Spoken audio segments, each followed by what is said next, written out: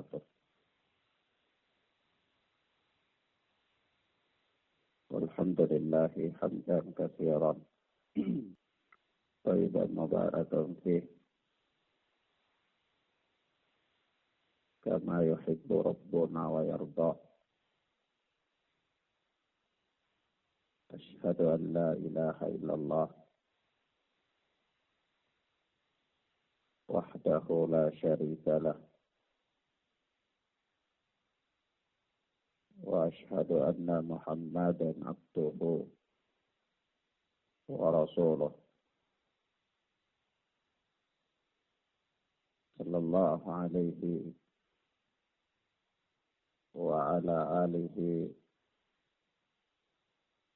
وأصحابه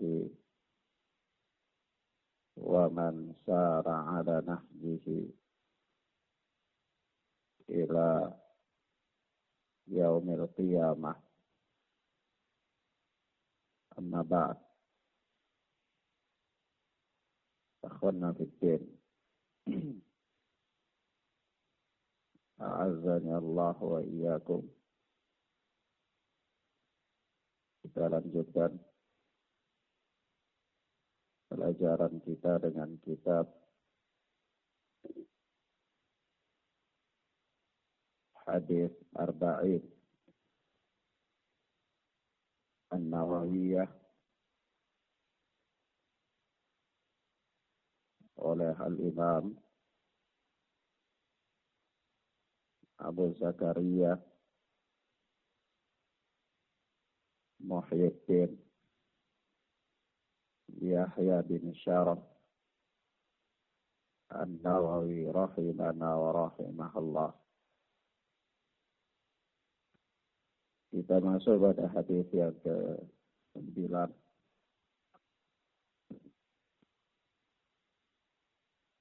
Yaitu berkata Al-Imam An-Nawawi rahimana wa rahimahullah, an Abi Hurairah Abdurrahman bin Sakhar radhiyallahu anhu qala,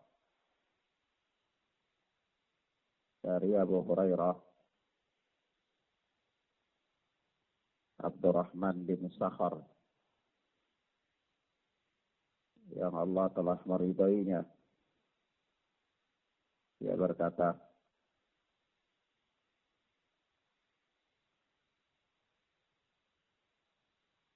yuhaddithu annahu sami'a Rasulullah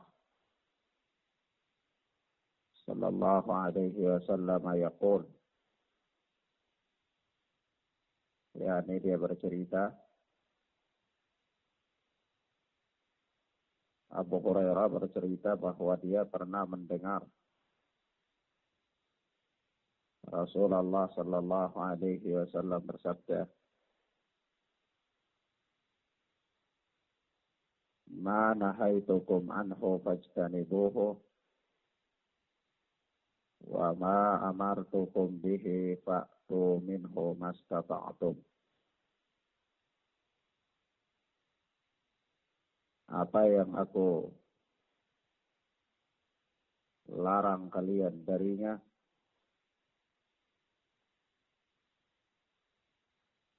maka hendaklah kalian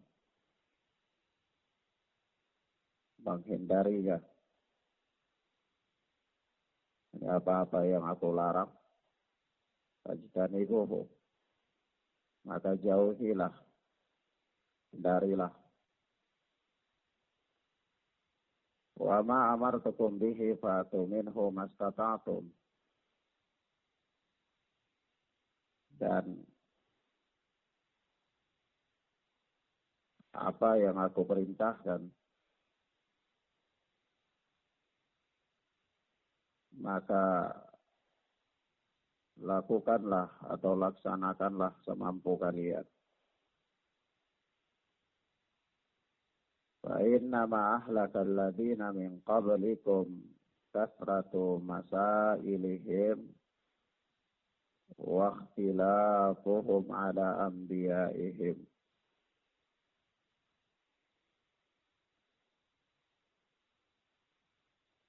Karena sesungguhnya ahlakal ladzina min qablikum, kehancuran orang-orang sebelum kalian adalah kathratu masailihim, karena banyaknya pertanyaan mereka, wa ikhtilafuhum ala anbiyaihim, dan penentangan mereka terhadap nabi-nabi mereka. Penentangan, yakni banyak menyelisihi. Mereka menyelisihi nabi-nabi mereka. Kata Imam Nawawi, rawahul Bukhari wa Muslim.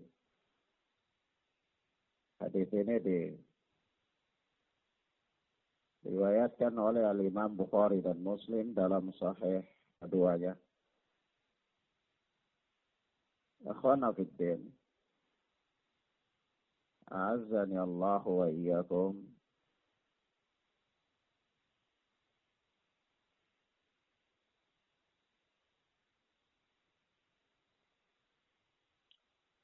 Di dalam hadis ini secara umum,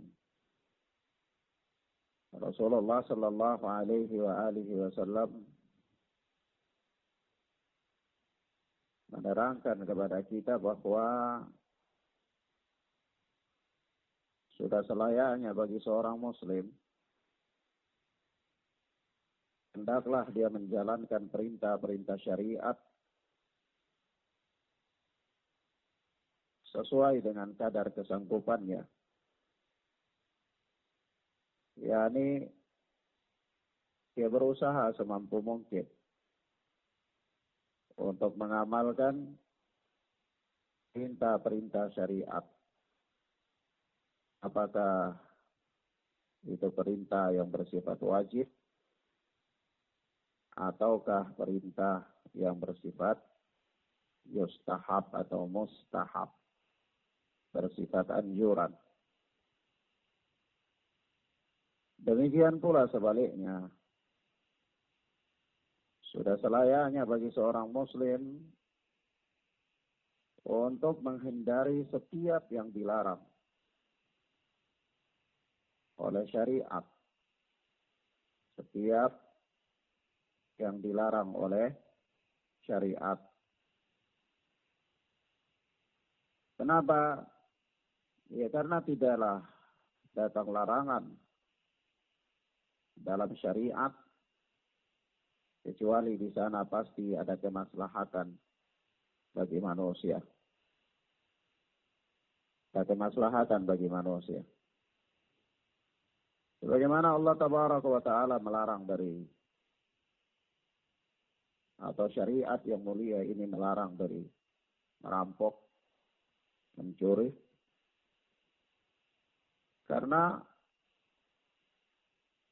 di sana ada kerusakan terhadap harta benda manusia, orang lain. Begitu pula melarang dari meminum khamar, karena di sana merusak akal manusia, dan seterusnya. Artinya tidaklah datang suatu larangan dalam syariat kecuali di sana ada kemaslahatan bagi manusia. Jadi kalau dia tinggalkan berarti ada maslahat. Kalau dia lakukan berarti ada mudarat. Sebab itu ketika seorang hamba dia mendapati di sana ada larangan dalam syariat atau dalam suatu perkara, maka tidak ada pilihan lain bagi dia kecuali sikap yang harus dia lakukan adalah dia berusaha untuk menghindari larangan itu sejauh mungkin. Sejauh mungkin. Naam. Sebab itu Rasulullah mengatakan, wa ma nahaitukum anhu fajtanibuhu. Apa-apa yang aku larang kalian darinya, maka tinggalkanlah. Jauhilah. Jauhilah. Naam.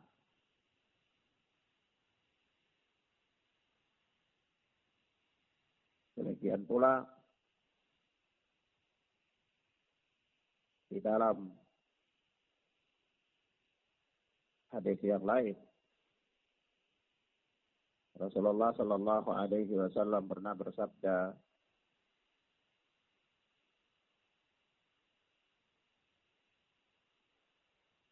"Daruni ma taraktukum." Tinggalkanlah aku, biarkanlah aku pada apa-apa yang aku tinggalkan kepada kalian. Jadi, apa yang aku perintahkan, itulah yang dilakukan.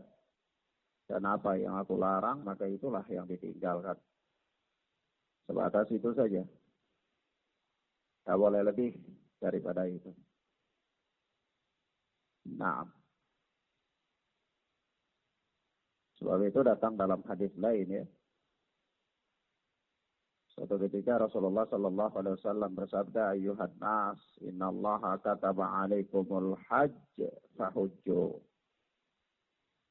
Wahai sekalian manusia, sesungguhnya Allah telah mewajibkan atas kalian haji, maka berhajilah kalian. Ini perintah ya. Jika Rasulullah mengatakan, "Ayuhan nas, innallaha kataba alaikumul hajj fahujju." Sesungguhnya Allah telah mewajibkan bagi kalian haji, maka berhajilah. Ya, apa yang harus kita lakukan ketika berhadapan dengan perintah ini? Ya, maka perintah ini ketika Rasulullah memerintahkan untuk berhaji, maka berhaji. Sudah, selesai. Tetapi ketika mendengarkan hadis ini, ada seorang sahabat, dia berdiri kemudian dia bertanya kepada Rasulullah Sallallahu Alaihi Wasallam. Kata dia, "Ya Rasulullah, akulla amin." Apakah setiap tahun? Apakah setiap tahun? Jadi kalau Rasulullah katakan, "Innallaha kataba alaikumul hajja fahujju." Sesungguhnya Allah telah mewajibkan bagi kalian haji, maka berhajilah kalian. Orang ini tanya, "Ya Rasulullah, akulla am, apakah setiap tahun?" Jadi dia bertanya tentang sesuatu perkara yang bisa memberatkan dia. Ya. Maka ketika itu Rasulullah Sallallahu Alaihi Wasallam diam. Iya. Coba bayangkan. Jadi kalau Rasulullah katakan fahujju, berhajilah kalian, berarti kita pahami ya sudah haji sekali selesai. Tapi ini orang tanya lagi, akulla am, apa setiap tahun? Coba bayangkan, seandainya begitu dia tanya, apakah setiap tahun Nabi katakan na'am? Iya. Berarti luar biasa berat. Ya. Tapi tadi kalau seandainya dia tidak tanya apakah setiap tahun dia hanya berhenti di situ dan dia lakukan haji saja, maka sudah sekali seumur hidup selesai. Tidak memberatkan. Ya. Tapi dia tanya lagi, akulla am, apa setiap tahun? Maka Nabi Shallallahu Alaihi Wasallam dia jawab. Kemudian orang ini ulang lagi. Kemudian Nabi Shallallahu Alaihi Wasallam ulang tentang sabda beliau. Kata beliau, "Ayuhan nas, innallaha kataba alaikumul hajja fahujju." Wahai sekalian manusia, sesungguhnya Allah telah mewajibkan bagi kalian haji, maka berhajilah kalian. Orang ini tanya lagi, "Ya Rasulullah, akulla am, apakah setiap tahun?" Diam lagi Rasul. Ulang lagi Rasulullah sebutkan, "Ayuhan nas, innallaha kataba alaikumul hajj fahujju." Ya, 3 kali ya. Ketiga kali Rasulullah katakan, "Wahai manusia, sesungguhnya Allah itu telah mewajibkan bagi kalian untuk haji, maka berhajilah kalian." Orang ini tanya lagi, "Akulla am, apa setiap tahun?" Kasih lagi dia tanya. Karena ini orang tanya 3 kali. Maka apa kata Rasul? "Lau qultu na'am lawajabat." Seandainya aku katakan iya, maka wajib haji setiap tahun bagi kalian itu. Setiap tahun. Tapi apa yang terjadi? Berat ternyata. Maka apa? Berat. Ya, dari sinilah kemudian perhatikan di dalam hadis yang disebutkan oleh Al-Imam An-Nawawi di dalam hadis Arba'in An-Nawawiyah, hadis yang ke-9 ini, Rasulullah mengatakan, "Wa ma amartukum bihi fa'tu minhu mastata'tum." Apa-apa yang aku perintahkan kepada kalian itu lakukan semampu kalian. Sudah. Tidak usah memperluas pertanyaannya. Jadi orang yang paling bahagia itu orang yang menjalankan agama ini sesuai dengan batasan-batasan syariat. Ketika ada perintah dia lakukan, ketika ada larangan dia tinggalkan. Sudah. Dia tidak memperluas pembahasan untuk sedetail-detail mungkin mencari. Ya. Nah, kenapa? Perhatikan sabda Rasulullah sallallahu alaihi wasallam berikut. Kata beliau, "Fa innama ahlakal ladzina min qablikum kathratu masailihim wa ikhtilafuhum ala anbiya'ihim." Karena sesungguhnya kebinasaan orang-orang sebelum kalian itu karena mereka banyak bertanya dan mereka banyak menyelisihi para nabi mereka. Ya, jadi kalau ada satu perintah sudah. Lakukan sekemampuan kita. Bagaimana Allah berfirman, "La yukallifullahu nafsan illa wus'aha." Allah tidak membebani suatu jiwa melainkan yang dia sanggupi. Allah pun berfirman, "Fattaqullaha mastata'tum." Bertakwalah kepada Allah sekemampuan kalian.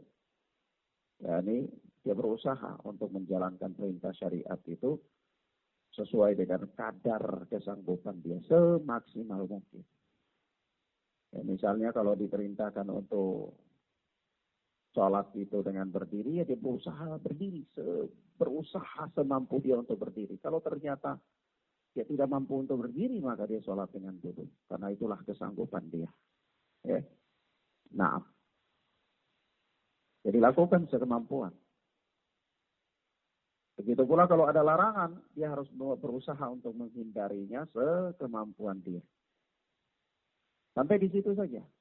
Itulah cara beragama yang paling baik. Ya, jangan berusaha untuk mencari tahu. Ya, kenapa perintah ini begini, kenapa begini, kenapa begitu. Ya, larangan ini kenapa harus begini dan kenapa harus begitu. Kenapa? Ya karena banyak bertanya dalam hal-hal yang seperti itu bisa membinasakan.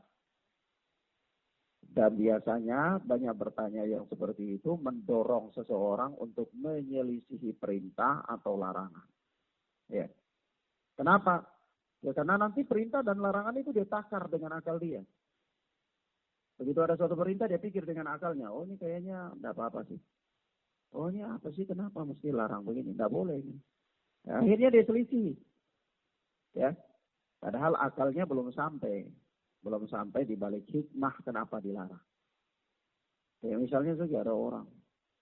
Allah Subhanahu wa taala ketika mengharamkan untuk makan babi, dia pikir, apa sih kalau Allah haramkan makan babi, kenapa Allah harus ciptakan babi?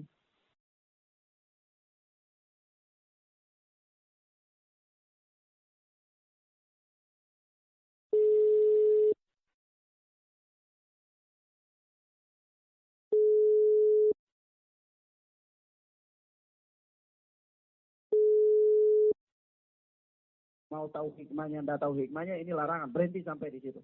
Selamat dia dalam beragama. Selamat dalam beragama. Daripada dia harus tanya, kenapa sih babi itu harus dilarang untuk dimakan? Nanti ada lagi penjelasan lebih jauh. Karena babi itu ada bakteri di dalamnya. Oh kalau begitu kita hilangkan bakterinya saja supaya bisa jadi halal. Ya. Karena nanti meluas ke sana. Nanti meluas. Iya. Meluas. Sampai akhirnya apa? Binasalah dia. Ya. Kenapa? Karena dia gunakan akalnya untuk menakar, untuk menimbang perintah-perintah syariat atau larangan-larangan syariat. Ya. Maka dari itu beragama yang paling selamat itu adalah sami'na wa ata'na. Dengar dan taat. Kami dengar, kami taat. Sudah tidak usah pikir apa di balik itu. Sebab itu ada sebahagian para fuqaha itu mereka kadang-kadang membahas suatu permasalahan itu sampai takalluf. Sampai memberat-beratkan diri.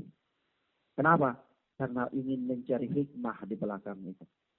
Padahal kalau paling selamat kan para sahabat itu ketika ada suatu perintah syariat sudah mereka lakukan. Ketika ada larangan syariat yang mereka tinggalkan. Tanpa mereka harus berpikir. Oh ini larangan ini hikmahnya begini. Perintah ini hikmahnya begini. Dan seterusnya. Tidak ada. Para sahabat tidak membahas sampai sejauh itu. Mereka lakukan sekemampuan mereka yang diperintahkan. Dan mereka tinggalkan sekemampuan mereka apa yang dilarang. Maka dari itu Nabi katakan fa innama ahlakal ladina min qablikum kasratu masailihim wa ikhtilafuhum ala anbiya'ihim. Dua hal ini sejalan. Yaitu apa? Sesungguhnya yang membinasakan orang-orang sebelum kalian atau orang-orang sebelum kalian itu binasa karena mereka banyak bertanya, pertanyaannya banyak sekali kenapa, bagaimana dan seterusnya. Ya. Kemudian mereka banyak menyelisihi para nabi mereka. Dua hal ini sejalan. Kalau dia sudah mulai banyak bertanya, nah itu pasti diikuti dengan dia menyelisihi. Karena dia menganggap, oh ini kayaknya nggak benar ini, lalu dia selisih, dia tinggalkan. Ini ya satu hal yang membahayakan dia. Ya. Nah, sebab itu apa? Allah Subhanahu wa Ta'ala berfirman di dalam surat Al-Maidah ayat 101-102. Ya ayyuhalladzina amanu la tas'alu an asya'a in tubdalakum tasukum wa in tas'alu anha hina yunazzalul Qur'an tubdalakum wallahu anhu wallahu ghafurun halim qad sa'alaha qaumun min qablihim thumma asbahu biha kafirin. Jadi dari takalluf ya. Larangan daripada takalluf. Ya memberat-beratkan diri dalam bertanya. Nanti orang ketika dia suruh perintah sholat misalnya apa? Disuruh sholat itu misalnya sholat maghrib 3 rakaat, nanti dia tanya lagi. Kenapa harus 3 rakaat? Ya. 3 rakaat itu ada apa sih sebenarnya di dalamnya? Ya. Begitu juga nanti kalau misalnya sholat. Sholat itu berdiri itu di huruf apa? Berdiri itu bagaimana di cahaya apa?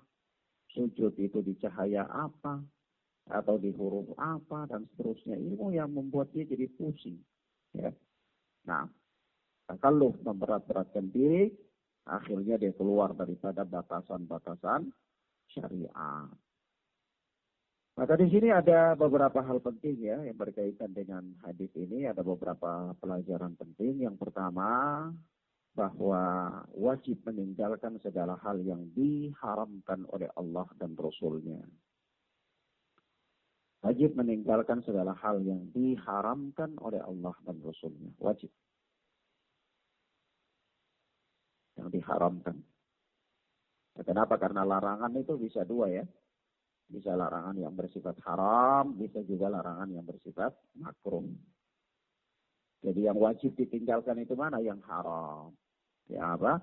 Yang haram. Kalau makruh, ya lebih utama untuk ditinggalkan. Yang kedua, wajib melakukan segala yang diwajibkan oleh Allah dan Rasul. Jadi segala yang diwajibkan oleh Allah dan Rasul itu wajib untuk dilakukan. Wajib untuk dilakukan. Nah, yang ketiga peringatan terhadap keterjerumusan ke dalam apa yang ahli kitab terjerumus di dalamnya dan menjadi sebab kebinasaan mereka. Peringatan ya. Jadi kita itu diperingatkan supaya tidak terjerumus dalam apa-apa yang ahlul kitab itu, orang-orang sebelum kita itu mereka terjerumus di dalamnya. Yang mana itu membuat mereka binasa. Karena nanti kalau kita terjerumus ke dalamnya, maka juga akan membuat kita binasa. Ya. Nah. Kemudian yang berikutnya adalah seseorang tidak diwajibkan lebih dari batas kemampuannya. Jadi kalau seorang dia sudah berusaha untuk melakukan suatu perintah itu kesanggupan dia, lalu ternyata maksimal dia itu sanggupnya cuma kayak gitu, tidak bisa lebih dari apa yang dia sanggupi, maka yang lebihnya itu dia tidak dibebani. Tidak dibebani. Ya. Misalnya seorang itu sholat berdiri, dia sudah berusaha untuk berdiri, tapi begitu dia berdiri gemetar, tidak khusyuk, tidak bisa, atau dia tambah sakit, lalu dia tidak sanggup untuk berdiri, maka dia sholat dengan duduk. Maka berdiri bagi dia itu tidak wajib. Kenapa? Karena Allah tidak mewajibkan dia melebihi batas kemampuan dia. Ya.